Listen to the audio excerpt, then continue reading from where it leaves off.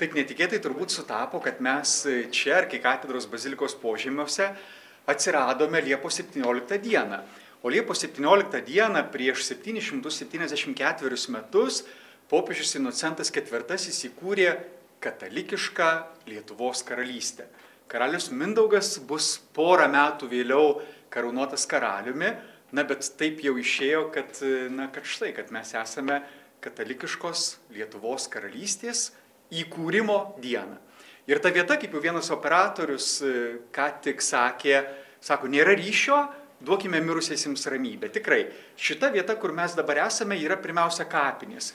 Jau nuo pat 13 amžiaus tai buvo palaidojimo vieta ir turbūt nereikia net priminti, kad kapinės Vilniuje atsiranda tik tai 19 amžiuje ir iki pat 19 amžiaus, nuo Lietuvos krikšto, nuo karaliaus Mindaugo karūnavimo, visi žmonės yra laidojami bažnyčiose. Tiek valdovai, tiek dvarininkai, tiek turtingi, tiek ir vargšai, visi yra laidojami bažnyčiose. Labai skirtingose vietose, bet bažnyčiose ir arkikatedra, požemiai, šita vieta, kur mes dabar esame, tai yra pirmiausia kapinių dalis. Tai yra kapo dalis ir nuolat čia vis iškyla į paviršių tai vienas, tai kitas kaulas. Dabar yra suskaičiuojama, kad yra turbūt virš 800 kaulų, kurie yra atrasti. Tai yra atrasti, jie nebuvo kažkaip tai specialiai griaunant sienas, jie atrandami. Žinome, kad katedra ne vienas iki potvynis yra užliejęs, karstai suirdavo, karstai išplaukdavo, kai kurios kriptos griūdavo, kai kurios kriptos būdavo ieškoma kažkas tai invaziniais metodais anksčiau, būdavo atrandami kaulai tokiu būdu. Tai tikrai tų kaulų yra daugybė šitoje arkikatedroje. Ir tai, ką mes matome už mano nugaros, tai yra Vytauto didžiojo sarkofagas, kuris buvo paruoštas kaip tik Vytauto didžiojo kaulams. 1930 metais suėjo 500 metų nuo Vytauto didžiojo mirties ir buvo norima atrasti Vytautą didįjį iki jubiliejaus. Ir buvo daromas sarkofagas, Vytautas didysis neatrastas, arba galbūt net nežinoma, kad jis yra atrastas, kadangi, kaip miniu, kaulų yra daugybė. Ir sarkofagas dar po 3 metų, tai 1933 metais padirbintas, pastatydintas ir vis dar laukia jis Vytauto didžiojo.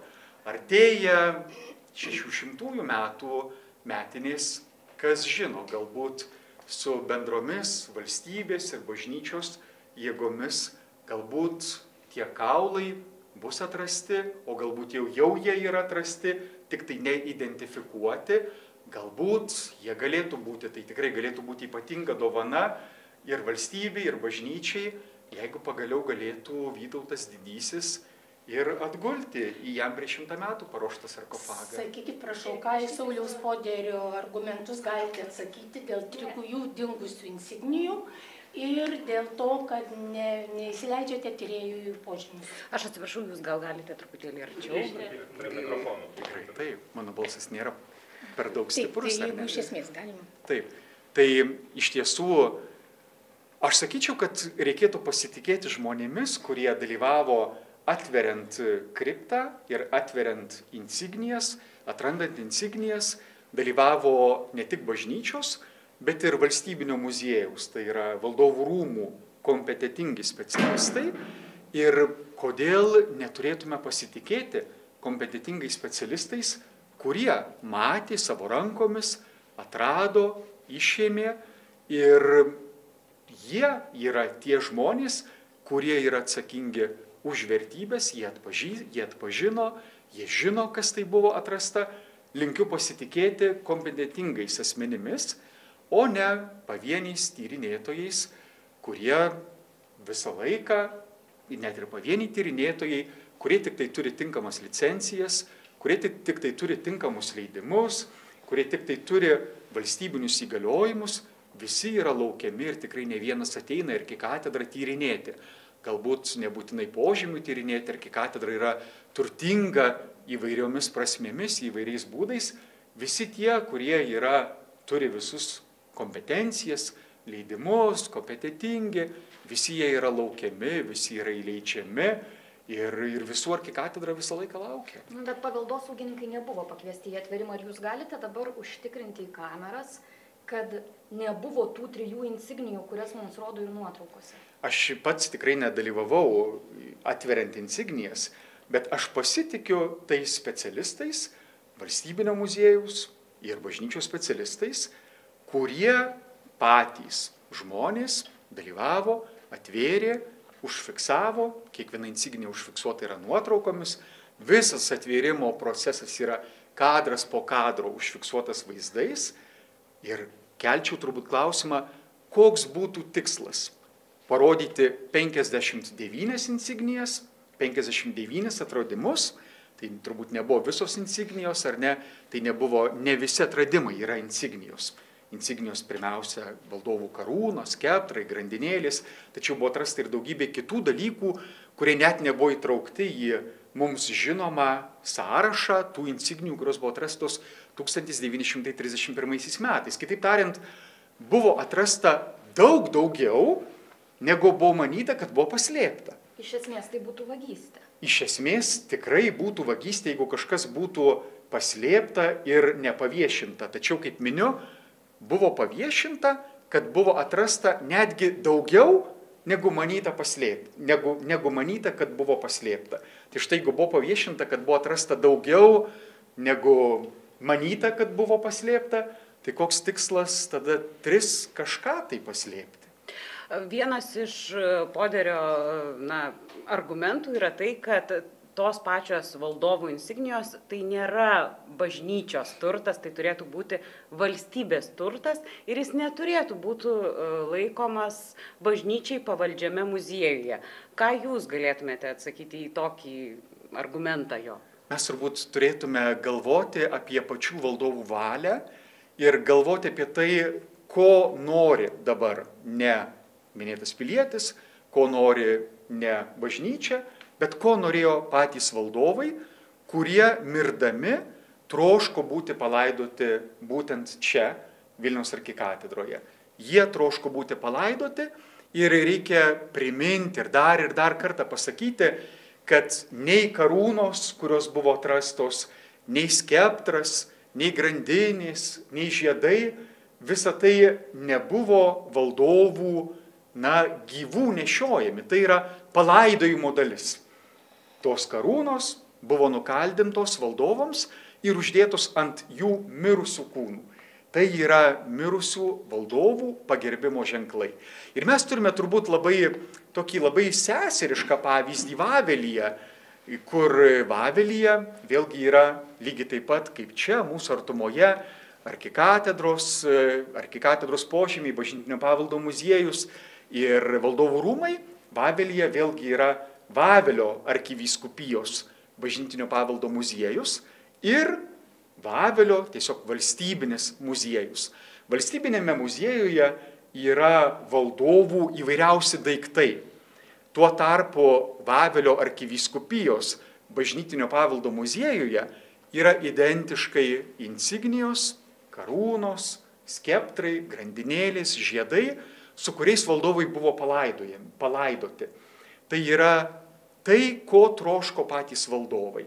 Tai, ko jie patys norėjo atgulti į palaidojimo vietą su visais valdovams būdingais insignijomis ir relikvijomis. Kodėl arkivyskupijos kurija neįsileidžia tyrinėtojų, kurie nori sužinoti, ar tikrai galbūt čia yra Vytauto didžiojo laikai, konkrečiai kalbu apie žurnalistę iš Lietuvos ryto, kuri darė tyrimus, tačiau negalėjo pas jūs prasimušti. Kodėl jūs čia toks dalykas, Vytautas didysis, o jūs esate uždari? Mes nesame uždari. Tai labai tikrai svarbus dalykas yra Vytautas didysis ir bet kurie tyrinėjimai, kaip ir miniu, ar ne, jums visiems ir dar sykį, kiekvienas kompetentingas asmuo specialistas, kuris turi visas licencijas, visas atestacijas, visas akreditacijas, visus leidimus, kiekvienas gali ateiti ir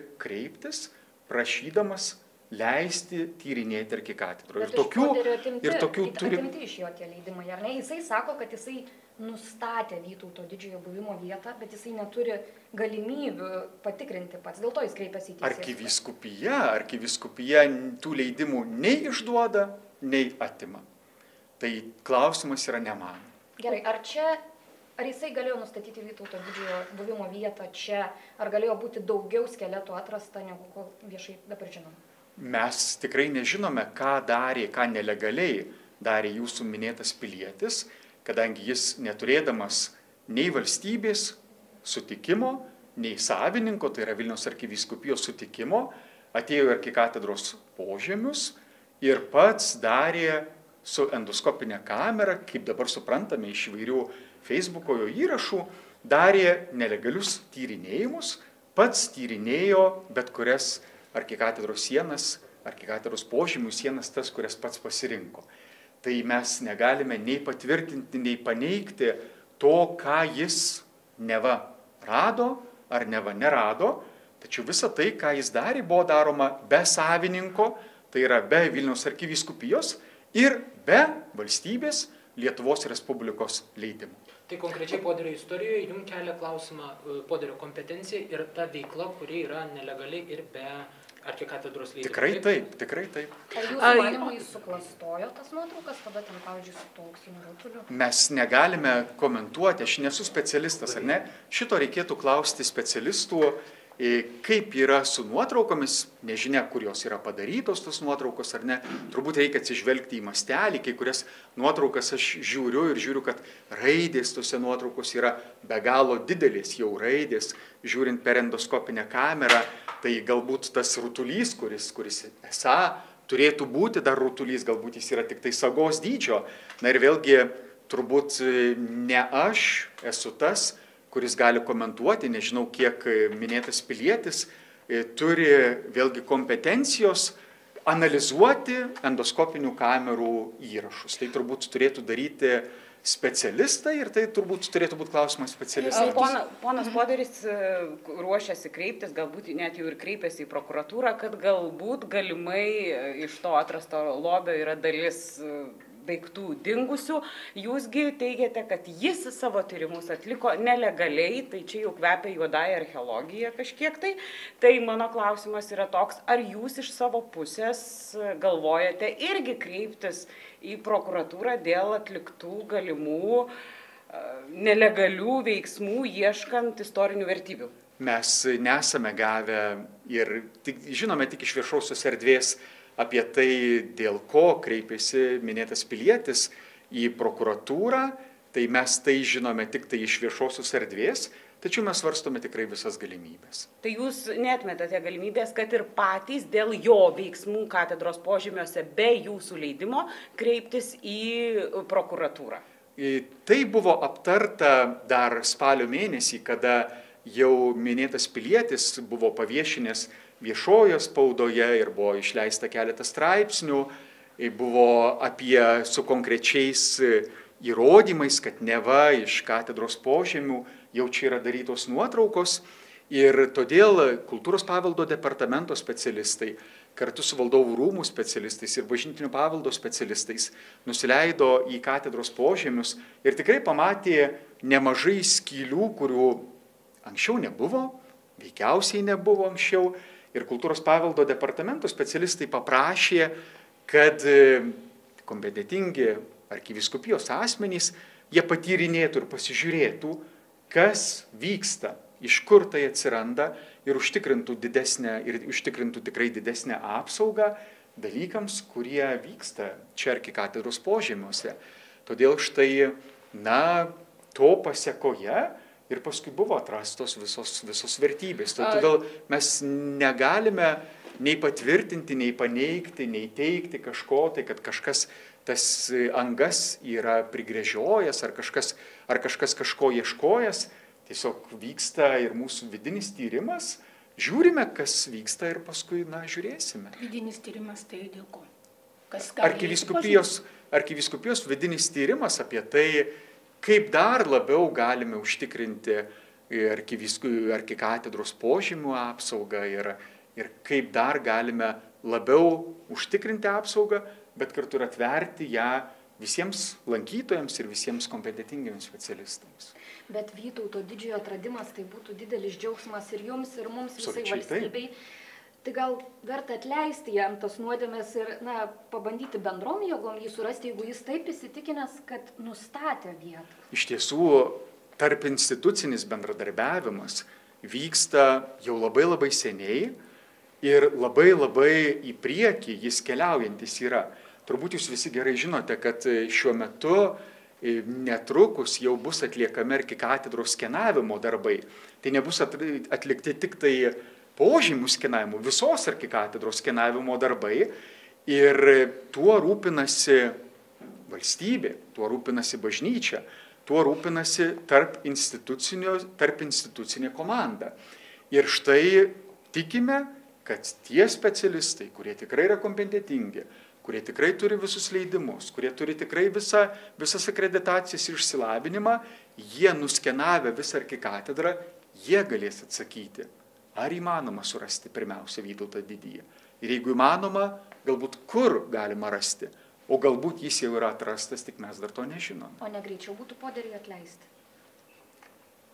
Gailestingumas, jis visą laiką yra, jis aukščiau visko yra, bet kaip dar kartą, nežinau, kurį kartą paminiu, bet kuris specialistas, kuris turi tinkamą išsilavinimą, tinkamas akreditacijas, tinkamas kompetencijas, tinkamus leidimus, kuris turi, kiekvienas yra laukiamas. Bet kai kurie kolegos pripažįsta, kad gerbiamas Poderis kryptingai dirba ir turi pakankamai nemažai žinių arkikatedros požemių klausimų. Ar tai jums žinoma, nes gal turi pakankamai žinių nebūtinai tų formalių akreditacijų ir kitų dalykų? Man atrodo, į daugelį klausimų vakar puikiai atsakė LRT klasikos laidoje dalyvavę specialistės ir ten kultūros viceministrė ir kultūros paveldo departamento atstovė dalyvavo ir bažnytinio paveldo muziejaus direktorė, kuri rūpinasi šiais arkikatedros požemiais ir Seimo laisvės komisijos narė atsakė į šitos klausimus. Ir man atrodo, tikrai nebėra daugiau ką be pridurti, nes ypatingos reikšmės objektai reikalauja ypatingos išsilavinimo ir ypatingas kompetencijas turinčių asmenų. Kaip vakar laidoje irgi girdėjome, daugybė yra žmonių, kurie vienokiu arba kitokiu būdu manosi žiną, kur yra lobiai. Nebūtinai lobiai bažnyčioje, galbūt lobiai kažkur tai valstybėje. Yra daugybė žmonių, kurie manosi žiną, daugybė žmonių, kurie kryptingai dirba, bet kai susidurėme su ypatingos reikšmės valstybės ir bažnyčios objektu, sutikime, kad pasikliaukime kompetentingais specialistais. Pasikliaukime tais, kurie ne tik manosi žiną, bet ir tais, kurie tikrai turi visas kompetencijas. Paminėkit bent vieną.